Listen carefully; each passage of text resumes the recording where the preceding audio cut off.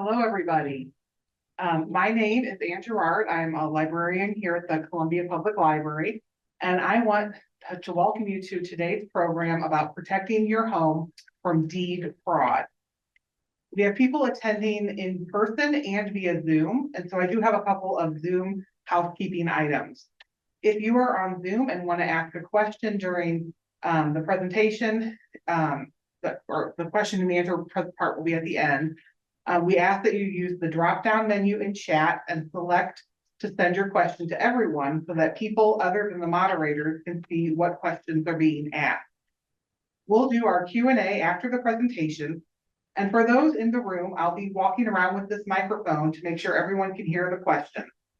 We are recording this presentation, so it will be available in the next day or two on the library's YouTube channel for future viewing. So today's presenter is Bob Nolte, Boone County Recorder of Deeds. Here's a little bit of information about Bob. Bob Nolte was elected as Boone County Recorder of Deeds in 2022 and took office on January 1st, 2023. In his first year in office, Bob implemented an online marriage license application to make it easier for citizens to interact with the office and oversaw a major update of the online records search system. Before running for public office, Bob spent almost a decade in the University of Missouri Athletics Compliance Office, where he worked with student athletes, staff, vendors, and other administrators to ensure NCAA rules were followed.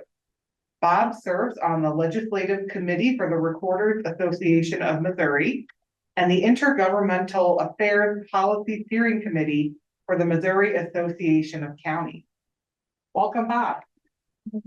Thank you very much. Can you guys hear me? You have the mic on? Awesome. Thanks, Ann. Thanks for the library for hosting it. Thanks, everyone, for coming out and for being on Zoom. Like Ann said, Bob Nolte. I am the Boone County Recorder of Deeds. I've served for about 1.5 years now, and excited today to give you some information about a trend that has been seen nationwide and ways that we can help protect that property that you own. So for our overview, I'll never pass up the opportunity to talk about the role of the Recorder of Deeds, some of the things that we do in our office, talk through what is deed fraud and give you some examples, some newscasts that show what happens and what those effects can be. Talk through who's at risk, what types of properties are at risk, and then some strategies for helping to prevent deed fraud. So first and foremost, what does the Recorder of Deeds do? The recorder is responsible for maintaining the public record of all land transactions. So anytime land changes hands, that is recorded in the county records. We include documents going all the way back to the founding of the county back in 1821, being able to show who has had interest in real estate and real property. Everything that the recorder's office does is defined by Missouri state statutes. So we can only do what the Missouri state statutes give us the power to do. What the recorder's office does is we ensure that every document that is presented to us for recording is notarized, an original signature, and meets certain formatting requirements in order to be able to be recorded. What we're not able to do is review those documents for their legal enforceability. And this is where we run into trouble and there is the potential for fraud in the system. Our office also issues marriage licenses and records military discharge documents. Statutes regarding what it has to be on a document, so they have to include a grantor, the person who's giving the property, a grantee, the person receiving that, legal description of the property, and we'll talk about that in a second. And then there's paper size and margin requirements. Everything, again, that we record has to have been verified by a notary public prior to being recorded. So next we're going to talk about some of the types of documents that we see. So the first big area that we work with is plats and surveys. So these are documents presented to our office that define the boundaries of a property. and that's what can be used to create the legal description that's required to transfer that property. So for example, when a property is platted, we can then refer to that property by the lot and plat name. So I live in the Broadway subdivision, lot 10, that is how my property would be transferred, lot 10 of the Broadway subdivision. Surveys where they're not necessarily platted, they can be recorded in our office. And if so, that's then used to define their property. And if there isn't a survey of a property, the state of Missouri uses the United States Public Land Survey System, which basically makes mile grids around across the entire county, and then uses directions to indicate what piece of property that document is referring to. So up here we have an example of the plat of the original town of Columbia. This was laid out in 1825. A lot of the alleyways are still maintained. So this basically covers downtown Columbia. You may be able to see Broadway runs right down the middle. The public square here in the upper east-hand side is where the courthouse sits. And these descriptions are still used to this day. So my office is in the government center next to the courthouse. And that is, you might not be able to read the numbers, but we still, our property is parts of lots 295, 96, and 97. So when they refer to the government center building, when they transferred the land, it was still using this original plat. Now, some of these can be broken up.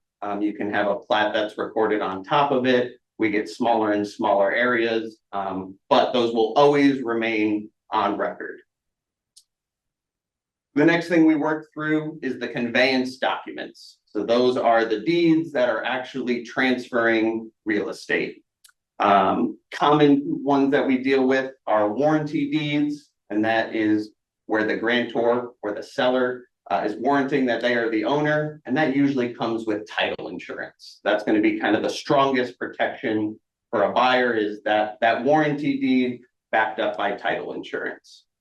Quit claim deed is a simpler way that people have transferred property.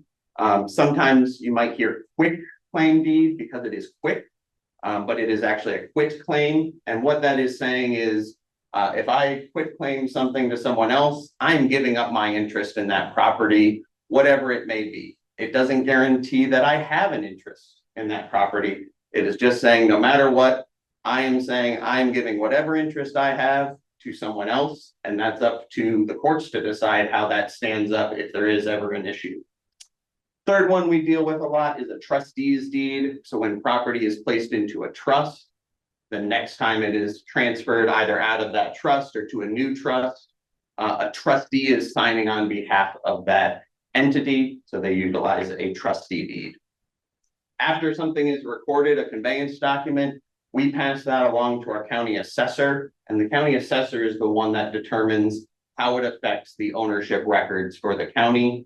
And that's what starts the property tax process. The records in the recorder's office, we keep those. The county assessor utilizes those to determine who the owner is and then who should be getting that tax bill come November. Other real estate documents in our office that we see, deeds of trust. So this is only a few states actually call them deeds of trust, but it's a mortgage, some sort of loan involving a third-party trustee. Anytime we see those, that's identifying that that land is being used as collateral. So someone besides the owner of record has an interest in that property if that person were to stop paying on the loan. Those remain in force until we get a release. Release says this person has paid off their property. We're giving up our claim on that property because the loan has been satisfied. We also record easements, so granting the use of a property without actually transferring ownership. So that might be a shared driveway easement. My neighbor and I both have a driveway, whichever side of the property line it's on, we share an easement to say that we both have use to go over this land without actually transferring the ownership. We'll see this with utilities as well, sewer easements. giving a limited right to someone to be able to achieve a goal without actually giving up the whole property. The next one, and this is a really important one that I don't think we talk about enough, is called a beneficiary deed. So when you have your car, you title your car, you can put a transfer on death, a TOD. This is similar for real estate. So this is where someone will file a new deed, file a document that says, upon my death, I would like my property to transfer to these people, lines out how they should receive that property. And the way that we put those into force is someone comes and records the death certificate for the grantor. So for my house, again, I have a beneficiary deed. When my wife and I are to pass, it's set to go to the beneficiary. They would have to come record that death certificate for us to be able to then take ownership of the property.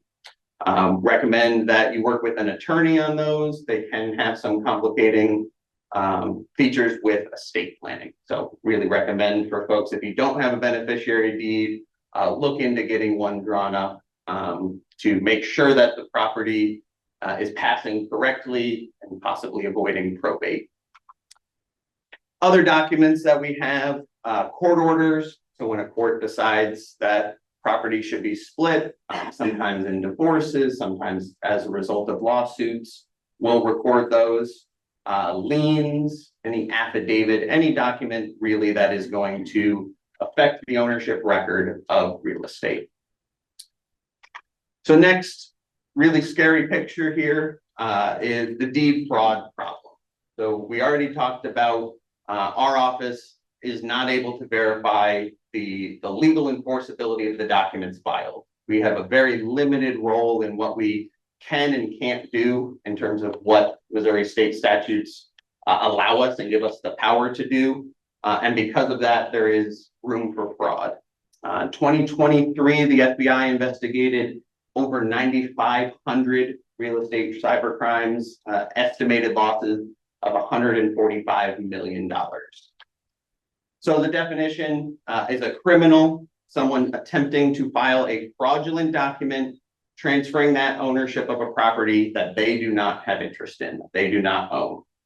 Some of the reasons they may do this, one would be to take out a new loan, possibly in your name, take that money, stop paying it, and then wind up with an issue for you. They also can look to sell that property quickly to unsuspecting buyers. A lot of times there's not title insurance involved in that, so they try and move pretty quickly. They try to rent out unoccupied properties, saying that they're the owner. If anyone questions it, they would look at the county records and see, oh, yep, this person is the owner of record at the moment. So wouldn't necessarily raise any red flags. So a couple of other names, you might hear advertisements on TV or on the radio for products. So they might call it title fraud, deed theft, property fraud, or quitclaim deed fraud. All the same idea. It's someone that doesn't have a right trying to file a document to then claim ownership of your property. So we have a couple of news clips that I'm going to show you about other areas where this has happened. The first one we have is from Chicago, and then the next one's a little closer to home. We'll see if we can get this to play. By law, it is a line anyone can stand in and a fee anyone can pay. $40 is all it takes to get a deed or other document officially recorded in Cook County. A simple perk of open government openly abused by serious scammers. I think they call them, financial parasites. She was new to her office as recorder of deeds when Karen Yarborough says she first spotted the trouble. To steal a home, all you have to do is doctor some paperwork up and Photoshop it, bring it to the recorder's office, record it, voila, you own a home. Con artists exploiting a system that relies on the honesty of those who use it, recording forged documents in order to steal a home outright. Sound far-fetched? This is a kind of crime that I never imagined that could happen. It did to Chicago Treasurer Stephanie Neely until it happened to her. I get this call, I'm like, What do you mean someone has changed the name on my deed? What do you mean? How did they do that? In her case, a stranger recorded a fraudulent deed, waited until she was at work, and then changed the lock. They want to physically be in your house, because once they're there, it's very difficult to get them out. Precisely what happened to this Chicago woman. This individual had paperwork that was Xerox that showed the deed was in his name. She asked us to conceal her identity because You're in constant fear that they will try something next, because believe it or not, they did come back 3 days later. one man connected to her case was arrested and convicted. As the recorder's office continued to field fake documents, I decided that I couldn't sit idly by and watch this happen. Yarborough brought in this man, They believe that the government created artificial duplicates of all of us. an expert on sovereign citizens, the extreme anti-government movement often behind this crime. They believe they can completely ignore our government and do whatever they want to do with impunity. Pitcavage calls it paper terrorism and teaches the red flags, like the punctuation sovereigns add in the middle of names, the refusal to use mainstream addresses or zip codes, and how they employ lengthy, arcane terms. The flurry of documents they file may be fake, but their threat is real. They're bullies. They're brazen. They think that nothing can touch them. A lot of times they'll come in and overwhelm our frontline staff. You know, it may be 20 of them will come in. Yarborough has a catchy comparison she uses to get a non-believer's attention. In Illinois, it is easier to steal a home than it is to steal a car. It's fraud, and, you know, they're taking people's homes. So we saw that was in Chicago. This next one, similar scenario, but in St. Louis just last year. Tonight in a you-paid-for-it investigation, a home is snatched right out from under the owner's nose when the St. Louis Recorder of Deeds turns the house over to someone else. Investigator Elliot Davis is digging for answers. Attorney Bernadette Brown can't believe this happened to her. She says the St. Louis Recorder of Deeds handed over a home owned by her real estate company to a scammer. It shouldn't be that easy to steal. Steal!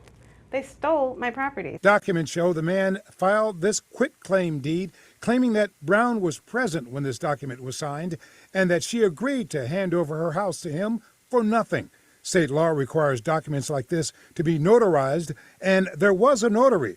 But there's a problem. The state database of notaries confirms there is no one by that name and number licensed in Missouri. Despite all that, the Recorder of Deeds didn't check and gave this deal the all clear, giving Bernadette's property to someone else. I went to the St. Louis Recorder of Deeds, Michael Butler. He says his office did nothing wrong. So anybody can just lose their property that easily? Somebody comes in with a document saying it's my property, and you guys in your office says, no problem, and just hand it over. How does that sound to you? No, I think that sounds very, that would sound tragic if that were true, but that's not the case, Mr. Davis. The law requires for there to be a grantor on the signature, on a quitclaim deed signature, a grantee, and for the notary public to handle that transaction to make sure everyone is there. The notary on the document, it took me 30 seconds to determine that this was a fake notary. I went to the Notary Commission website. I typed in the commission number. There's no notary by that name. Shouldn't you guys have checked the notary to make sure that the notary was legitimate? It is not our job to check notary publics. We go through over 60,000 documents a year, and it's not our requirement to do that. The Recorder of Deeds says, we don't check signatures, we don't check notaries, we don't check anything. And they were proud of that. Your office made a mistake. I think the very indication that we made a mistake is so frivolous that anyone in this room or outside this room will say that we've done our job to a T. Bernadette has now filed a police report, but doesn't know if they're going to investigate. But for now, the house she's owned for 10 years is owned by someone else. It's unbelievable that they didn't do anything to try to contact me. The deed looks suspicious on its face. I think what's important to know is that this document that was presented to us followed the letter of the law, and that we followed the letter of the law to a T. Because the law says you're supposed to give property owned by the legitimate property owner to somebody that's not entitled to that property? Is that what the law says? The law does not give me the power to void any deed. And some answers to some questions you most assuredly have. First, what did she do about it? Well, Bernadette Brown has gone to court and has sued the man who now owns the house and the city's recorder of deeds. I'm tracking that case. Second, while I was covering the story, a friend of the new owner approached me.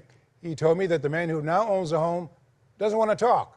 The case is scheduled for a hearing just after Thanksgiving. I will be in court to get you answers on this deal. After all, you paid for it. So a couple of things that Recorder Butler said there, I might have rephrased a little bit. So we do not have the statutory authority to reject for notaries. He's mentioned the number of documents they do.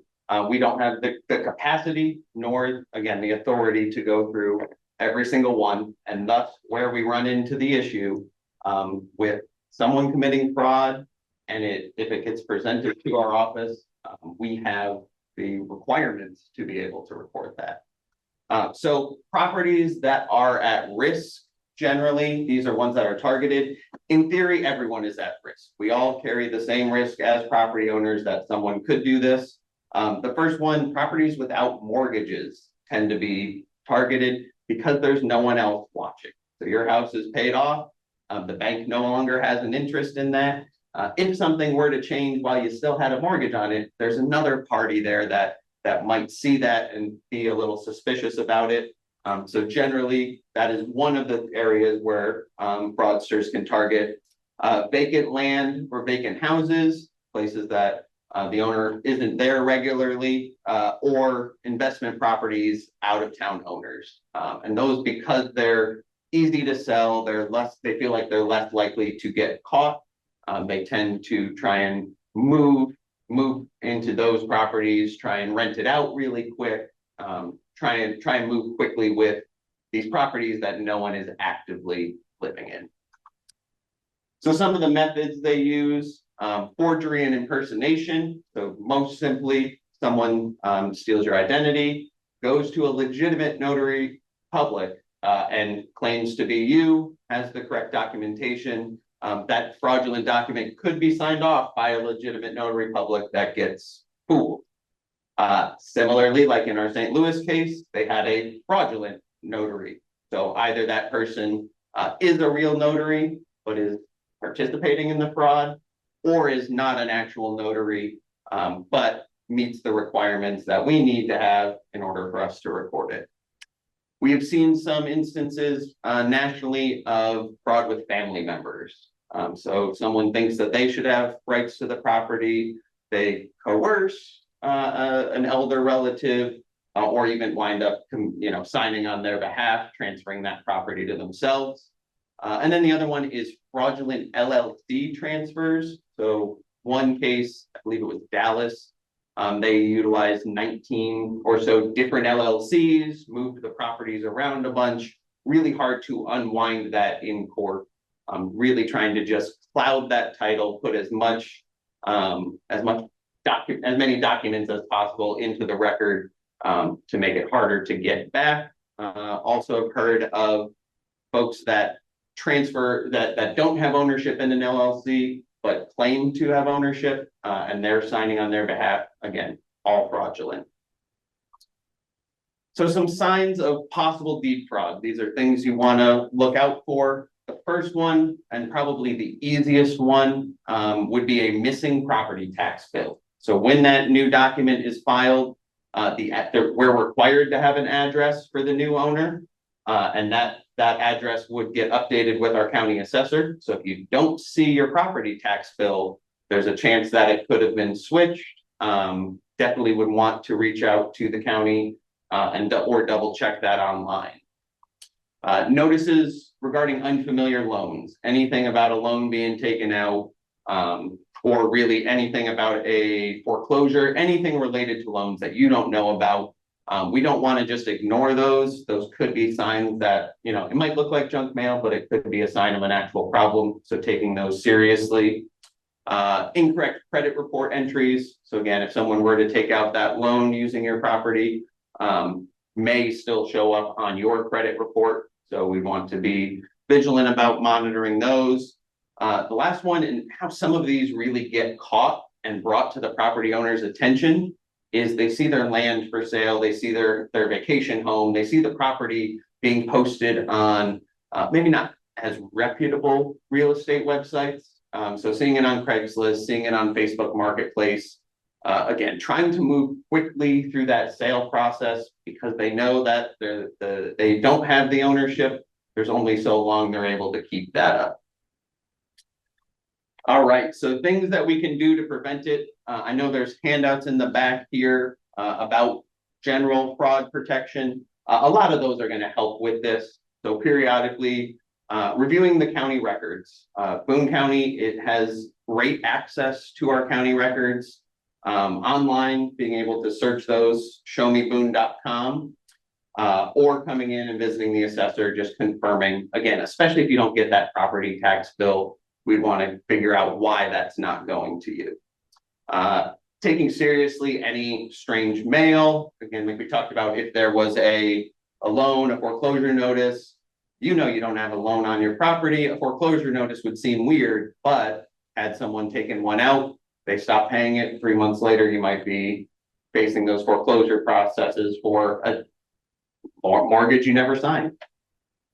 General identity protection. So some tips that I took from the Missouri Attorney General's office, shredding documents with personal identifying info, keeping your social security card in a safe place, not carrying that with you all the time. Being wary of information you share on social media. So some of those like fun quizzes that ask you what your favorite color is, what your dog's name was when you were a kid, or what your phone number was. Those are ways that fraudsters can try and crack into accounts that you have. Regularly changing your passwords can help with protecting your identity, and being vigilant for phone and email scams, knowing that the bank's generally not going to call you and tell you they need your social security number, but keeping in the back of your mind a healthy skepticism about those type of contacts.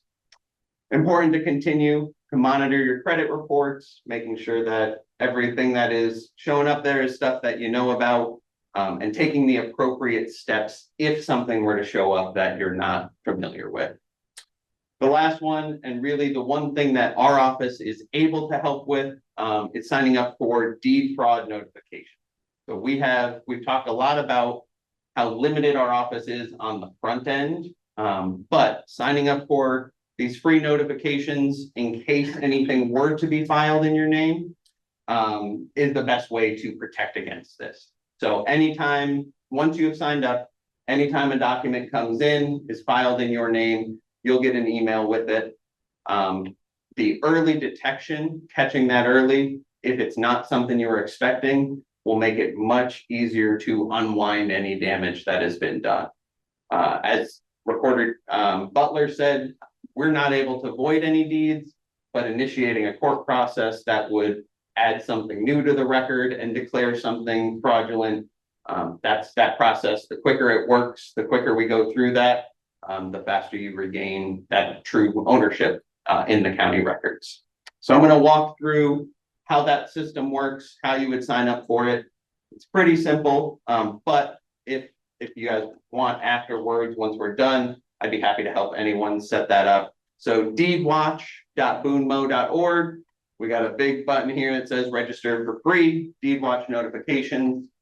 We work with a company called iCounty. They provide all of our reporting software. So this system will work in any county that has iCounty software. There is another option called propertyfraudalert.com, and that is a different vendor, but they have a larger number of, or they have a considerable number of Missouri counties as well. So if you own property in multiple counties, you might want to investigate what service would help get those notifications for each county. It's set up so that you'll enter your email address, click continue. There are no passwords. All it does is send you an email with a temporary code.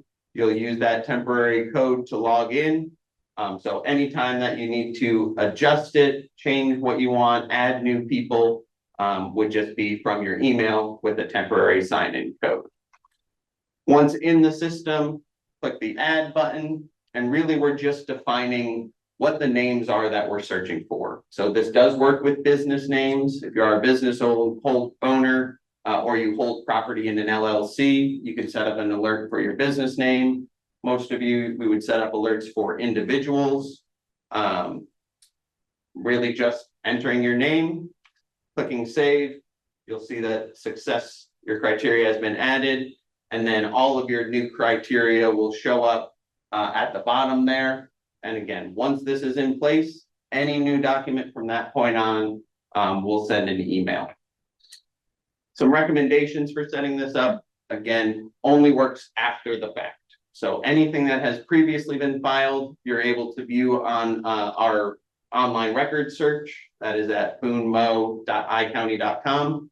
The notifications will work anything in the future. Notifications are county specific. So if you do have property in multiple counties, will have to register with each, log in with each county to set up those notifications. For your names, it's recommended that you use the exact option for your last name. So for me, Nolte, and then use the starts with for your first name. So my name's Robert. I would likely put in ROB to catch in case there's any type of differentiation in the name. I also set up a separate alert for Bob Nolte to make sure that just in case anything is filed under that name, I would be notified. And then adding in additional names, former names, any family members you may have that you want to get notifications on, all of those can be added at that time. Now, the most important thing, what to do if we receive a notification. So if there is a document filed, you'll get an email. You can review what that document is by logging in to our online search. You'll be provided the book and page reference number for the document that was filed. If it's something that you expect, you don't need to take any action. If you know you took out a new home equity line of credit, if your house just got paid off and the release is being filed, again, documents that you expect, no action is needed. If it is something that you're not expecting, or when you look at it, it contains false information, forged signatures, or if you're just unsure what the document is, the number one thing you can do is call our office.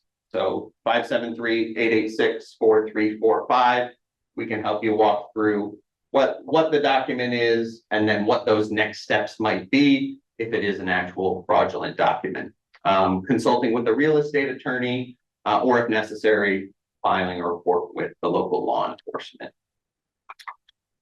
I'm going to hit on two other quick things and then we'll open it up for questions. I heard some folks in the room talking about the Boone County Senior Real Estate Tax Relief Program. So we have until October 1st for seniors to apply for that tax relief program to make sure that the base year, the year that we're using in the calculation, is your 2024 year. We won't see any tax savings in 2024, but then any future increases will be offset close to what you pay in 2024 and holding that for the future. Our role in that is we've assisted folks in determining their ownership document. So the requirement for the application is that you list what the book and page is showing that you own the property. Our office helps you look that up. I have applications with me. If anyone after the fact, after this wants to apply, I can help you look up that property information. Those documents do need to be notarized and then turned in again by October 1st. Future years, we expect to have just a little bit of a simpler renewal, a confirmation that you are still living at that property, you still own it, and then new folks signing up. That date, I believe it's June 1 is going to be the deadline in future years. Second thing we have coming up is the Real ID deadline. So this is a deadline that has been pushed off for years. I believe the first one was like 2020, 2019, maybe even earlier. So they've been talking for years and years about needing a Real ID compliant identification in order to get on a domestic flight or to access a military base. So right now we are on path for after May 7th. If you don't have a Real ID compliant driver's state ID, not necessarily driver's license, but state ID, that you would need to show a passport or something else to get on a flight. Our office is involved as the holder of the marriage records. So when folks need to prove a name change to get that compliant real ID, that comes from our office. The License Bureau requires that to have a raised seal. So we have to give you a physical copy of the document with a raised seal. But those, if you are looking for a copy of your marriage license, that is from our office. Again, after the fact, I have some application forms. If you need to get a copy from me, happy to help you with that. So with that, I'll leave our contact information up on the screen and answer any questions that anyone has. Okay, first of all, Can you hold on to the mic? okay, number one, are condominiums ever caught in this scam? I'm sure there have been some. I don't know. I don't think there's any reason they would be treated differently. Again, I have not seen any that I am aware of in Boone County. All right. We don't have, we haven't been made aware of anything. This is more proactive. But in theory, it would be treated the same way. Condominiums, your interest in the condo is passed the same way as any other real estate. And number two, Yep.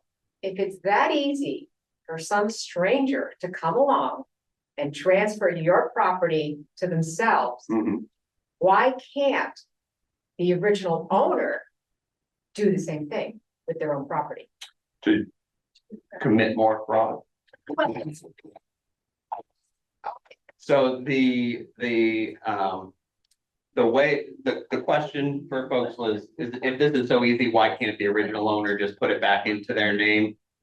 We would want the courts to sort that out and make sure that whatever we allege happened, again, our office, we don't adjudicate. Right. So whether or not, you know, you were the actual owner, whether or not you claim you didn't sign it, but maybe you did, there's so many different variables with that. And I would recommend we don't want to add additional, because you would be signing on behalf of that new fake owner, right? You don't have the right to sign on behalf of them, even though they did the same thing to you. We would want to work with it. You say it's a state statute. Why don't they just change it? Yeah. I mean, they change everything else. We vote on things all the time. This is something I'm sure homeowners would get behind, that would give you the authority to say, you know what? We need to look at this further. It's not that easy. It's not, I mean, you showed the thing, it was very easy for them to do that. A state statute that says it gives you the right. I mean, it really made that gentleman from St. Louis, I mean, he hemmed and hawed. I mean, he was embarrassed because it's ridiculous. Yeah. So why doesn't somebody go and make a motion, make a statute? I don't know. But it should be easy enough to do that. Yeah, and the question was, you know, why can't we change the law? And I think there have been some thoughts about how to do that, one of which is checking every single notary. I think we get a lot of pushback from the recorders just in the amount of additional work that would be done. If that were to be set by the state, maybe possibly considered an unfunded mandate. I think nationwide, the notification has been the way that we've tried to deal with it. If there are specific thoughts on how we would accomplish that, it's definitely something, like we said in the intro, I'm on the legislative committee. We're talking about these things. I don't think we found that right answer. One thing that they did do, I'm not going to give you the year, but within the last few years, the recorders were given additional, not review power, but the ability to have a way to notify our sheriff and our prosecutor if there's something that comes into us that we believe may be fraudulent. We still have to report it. Right. Is the problem. The notification, which is a good idea. It's sort of like closing the door after the horse has escaped the barn. Yeah. You know, I think anyone in Missouri can get that reference. So it does seem kind of counterproductive. Absolutely. And I would be happy and this is a win-win kind of a statute, you know? The only people who don't benefit are criminals. Yeah. Yeah. Yeah, and I'll be happy to chat afterward if you have thoughts on how we want to get that done. For office, I guess.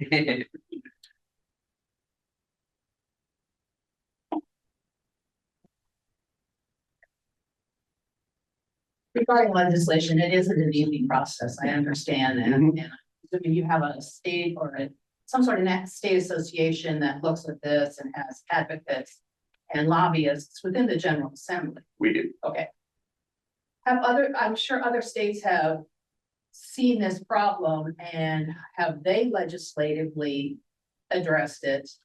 Are you familiar with those states that you could, steal a good idea and not have to reinvent the wheel? I think the majority of the ones that I've heard, a lot of us are in this same boat where we're limited in what we can do. We try and push the education piece of it. There have been states that have made the review process quicker, making sure that gets done. I'm not aware of anyone that has given the authority to the recorder to flat out reject it if it meets your other standards. There may be one state that does check that notary registration, but I'm not aware of most of them that have that. Oh, yes. How do the fraudsters usually figure out which properties have the most equity? Are they scouring the information in the recorder of deeds office? They can. So when like we talked about, when a deed is paid or when a loan is paid off, we'll get a release. So they would probably be looking to see that there are no active loans on that property through our office. So do you think that's usually how they're getting their information, or are there other ways that they can glean that information? I'm not sure if there are any other ways. Hopefully not a fraudster, but I'm not sure exactly how they're figuring that out. As someone that knows how to use the system, that would be the easiest way, of course. Yep, that would be the easiest way to know whether or not there's a loan. There may be private data brokers. There may be other places where you can get that information, but for me, the simplest would be going to the county.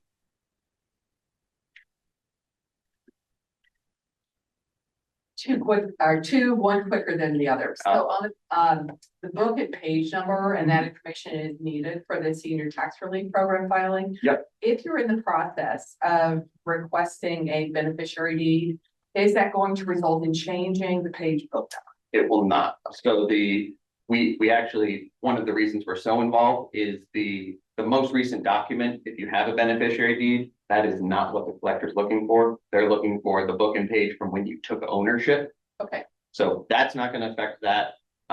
We would actively look further back from any beneficiary deed. Okay. Second question relates to Deed Watch, and I appreciate the effort to have greater awareness that something bad possibly has taken place. So I'm happy about that. But I am concerned or curious if you have any knowledge about any safeguards that have, we try to do a good thing, but do we wind up now making it more easier for bad people to find out more stuff? I don't know, because as I heard you describe, do the exact match on your last name, but possibly do a starts with on your first name. Well, if your starts with is going to be, common, perhaps someone who has a similar last name is going to receive multitudes of information, and somebody and again, I don't know a way to make it be different, but just as like, well, is that going to make it easier for bad people to do bad stuff? But do you have it limited to a single that only certain emails? I'm presuming that an email address can receive notifications for Deed Watch, same county, for multiple sets of name combinations, i.e. an LLC, legitimately so. So yep. Just a thought about all that. Yep. So you are set up to receive multiple. We have had the issue with folks with common names. If you do sign up and have a common name and you start getting too many, reach out to us. We have a way to streamline it, filter it. To try and filter it. It'll be it's a more manual process on our end, but we don't want you to not receive any notifications or receive notifications that you're just ignoring because you're being burdened with the number of them. And I'm sorry, I do have one more. You're good. Related to beneficiary deed, previous county in the state of Missouri, we had done a beneficiary deed for a property, and the individuals that we had named began to get notifications at our address. Congratulations on your new home. And phone calls from people who were trying to buy our house from them. Now, I get it. It's all a matter of public record. And if you know how to navigate the system, you can find out the data for anything. But I'm guessing that doing a beneficiary deed in Boone County is going to result in probably a similar price. It may result in a similar, and those are, the data brokers that have the right to receive the information from the public record. The reason that the information would be coming to the current owner in the name of the future owner is one of the quirks of how that document is set up. You still want to receive those texts. You don't want to switch it to, say, your kid's address right now. They might move. So generally we see the person keep that mailing address the same. If I was the one reaching out, I would say that's not an efficient way to use that data, but they're going to use that the same way. Thank you. Could you explain a little bit about the title insurance? You mentioned it briefly, but is there a way that you can just kind of maybe explain it a bit more of what it is, where we get that? Yep. So most folks, when you purchase your house, especially if you have a mortgage, you're going to have title insurance. That's generally going to be a requirement of any bank. Title insurance looks at the property, looks at the history of the property, and makes sure that the people that are signing off that they are the sellers when you purchased it are the actual sellers. There's no unknown loans, there's no unknown liens, that you're aware of any easements that might be on your property. So a lot of the times it's just part of the closing and the cost that's included in the closing. It's generally not something you're going to go buy after the fact, because it would have been if you have title insurance when you purchase your property, you're covered till you sell it of anything that they didn't find in terms of a lien or a loan. What happens when you buy it off? I mean, what happens when you pay it off? You're still the owner. That title insurance is still intact. Yep. Yeah, no, we have that. So it should be in documents you received at closing from when you purchased your home. You can look at your closing statement. You might even be able to contact, if you do currently have a loan, contact your bank and see who has that title insurance. Some of the big title insurance companies here, Boone Central Title, Monarch Title, and Trueline, they do the closing. So you might have done the closing actually at the title company. But it's part of that closing process, very standard for a lot of real estate transactions.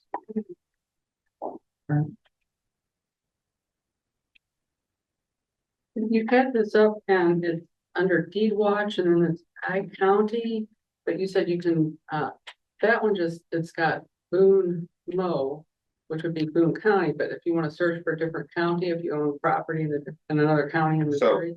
Yep, couple of different things. So this deed watch, Boone Mo is sends you to my website, gives you a lot more information.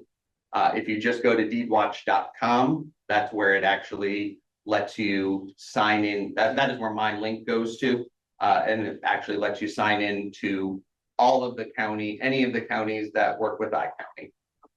And I think it's 65 or so counties in Missouri. And I know we have a question online from Carolyn. Does this apply for all states? The things you've talked about? So we have seen deed fraud apply in all states. I think every state at some point has been has had an issue with it. What I recommend, even if you own property in other states, to reach out to whoever the manager of the property records is in that county. So in some states, it's the recorder of deeds. Some states, it's the register of deeds. Some states, it's the circuit clerk. There's a whole bunch of different folks that could be the right one. So reach out to your county and see if they have some sort of property fraud alert, some sort of notification system. Has there been a lot of this in Boone County? I'm not presently aware of anything that, similar to this. It is one of those things that, the risk is there. So we want to, number one, make sure people are aware. And if we can get you to sign up, that's one way that, we can help avoid it. Or if it does happen, try and fix it a little quicker.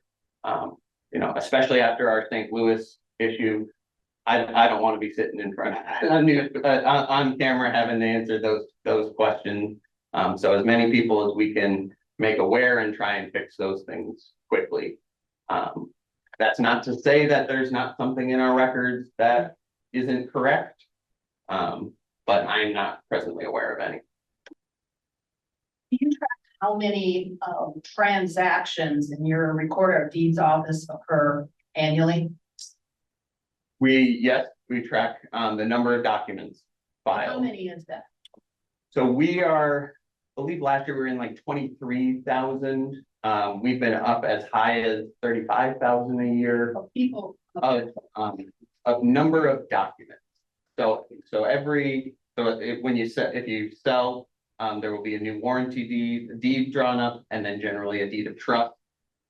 When you have a release, that would be another document. So that's just the general number of documents. The number of documents. Correct. Know how many approximately statewide recorder of deeds documents are filed on an annual basis? I do not know. The only number I would have is St. Louis said 60,000. Some of our smaller counties, they do 1,000 a year. And they have one person, the elected recorder of deeds, that does every single document and every single marriage license. So with 114 counties in the city of St. Louis, there's a lot of variation. I would be happy to look up if you wanted to know that number, but I'd have to reach out to the state. Well, I'm concerned because you don't have a funding stream for an unfunded mandate should the law change. Sometimes a minimal transaction fee on a document, or particularly related to a property, because there's just fees upon whenever you buy a house. Anything. Fees and fees and fees, that somehow there could be a minimal fee allowed or a charge for the staffing to check something as easy as a notary or a database that would interface with your office so you know valid notaries. Yeah. But the way I've seen similar pieces of legislation pass, you gotta find the funding. Gotta have a funding stream. Yep, exactly. Any other questions? Do you have in the state an annual kind of conference or meeting among the? We do. Yep. That would be a good kind of break off session with them to go and say, what has people come up with ideas? And maybe there's some of them that can be pulled together that don't really stand alone. Okay, that's good. I'm thinking of why not do the deed thing, and I understand it's more labor, charges for it. But I have a feeling everybody in here would gladly pay $10, $20, or $100 because it's cheaper than doing all this other stuff. To have a non-online computer within your office that would have this, say our deeds frozen, and the deal is you don't move for 30 days after that address that person has been contacted. I mean, that would be a service within the department. What do you want to charge for it? Because I think somebody gun talk. But the computer could not be connected to the inline. It couldn't be that you could sit at your desk and go access it, because that would ruin it. It would have to be do all the documents, and then when somebody wants to buy that house, they have to walk across the room, check your name and address, and see if that is free to be automatically done. It's not automatically done, then you have to process by the 30 days. Yeah. It's more trouble. Well, but it's your money for the more trouble. I can't speak on behalf of realtors, but I don't know if they would love a 30-day freeze in that area. But definitely, a great idea of ways we can address it. I will definitely pass that along to our group and see if there are other creative solutions for that. Question. I moved here from Connecticut 2.5 years ago, okay? So when I went to sell my condominium in Connecticut, I had had it for 25 years. It was fully paid off. A few years after I bought it, I did a refi, okay? To bring the interest rate down low, because mine started out at 8.75, which would give a heart attack to most young people. But I refinanced, I bought in 97, refinanced the first time in 2003. Then they dropped further down to 3.25 in 2012. So, I took advantage of that. Of course. Then I sold my property in 2022. Deed was no problem. My problem was the title. The title from the first refi, the bank never sent it to. They never released the They loan. never released it. So when I did the second refinance, which essentially is another closing. Oh, yeah. They did not do their due diligence. By now, by the time I actually paid it off after 25 years, I didn't keep the first refinance papers. Why would I? Well, the problem was I was able to sell the property, but as I was told by my attorney, it's the owner's responsibility, the seller's responsibility to have that title to transfer over to the new owner. Now I realize we always, in Connecticut, you can't buy anything without an attorney. So I was pleasantly surprised out here that I had my closing at a title company. It was so much easier, so much less expensive. But I know where my title is. It's at Boone County Title. No way am I not going to check that because I know where it is. But they could not find it, and the bank would not. They said after 10 years, we destroy our records, which, come on, that's a lot of baloney. I had to get an attorney out of Hartford who charged me $3,600 to go to court. Took over 6 months to have a judge sign a piece of paper that said, yep, you own it. We're just going to make up a title now. And the only reason why I could not go after the bank who made the mistake is because if I had, number one, they would have shown up in court with their whole phalanx of lawyers, and this would have dragged on until I was dead. Oh, yeah. So that's why I gave in. But why, if you need a title to sell, I'm sure you need a title to sell in Missouri as well, don't you? So, and that maybe we talk offline about some of that specifics that I can. That's why I give you a little was more concerned when I went out here, because I Yeah. paid cash and I said, Yeah. where is this title gonna be? Mhm. And they said at Boone Title. I said, okay, so it's physically here, and I don't have to worry about Bank of America or Wells Fargo losing it Yeah. somewhere. So we can talk Okay, after. I can all give you right. some more info. I think we're at our ending time now. So want to thank Bob for coming and sharing this information and Thank you all.